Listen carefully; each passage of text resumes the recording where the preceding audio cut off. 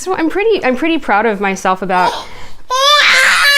Yes, I am. I'm proud of myself about gatekeeping because I don't think I did a particularly large amount of it.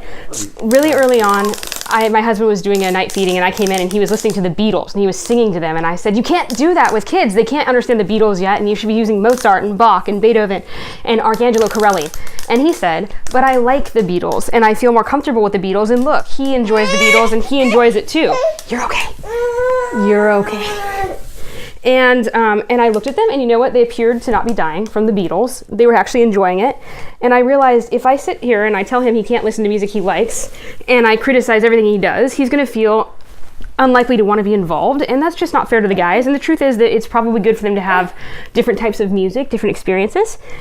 So I bugged off, and they listen to the Beatles now quite regularly, and they like it, and actually they'll even kind of sway a little bit and dance, and so I'm glad I didn't ruin that too much. But otherwise, I tried really hard not to gatekeep because I needed all the help I could get. And so when neighbors come over and they'd feed these guys a bottle differently than I would, my answer was, okay, well, I can watch and see. Is that a better way than I do it? Oh my gosh, is that a better way than I do it? Is if they had a different way of burping, maybe I could learn something better. If they did something I didn't like, or say the guy didn't eat as well as he should have, it's one time, it's one bottle, it's all good to catch up.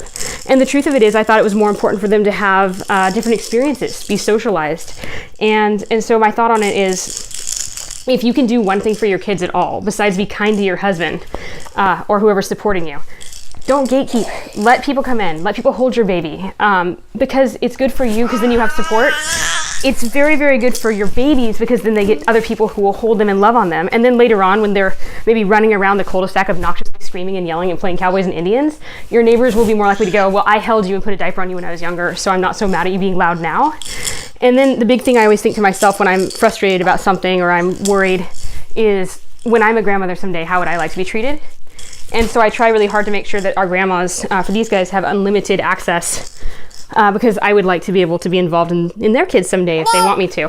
That's right. Yeah, I'm not trying to rush. Doesn't have to be soon. But so I think gatekeeping is a really good way to find yourself very alone and be surprised why nobody wants to be around your kids. And it's not your kids' fault. It's your behavior that limits your kids' opportunities to get extra love. And that just seems kind of wrong if you can help it.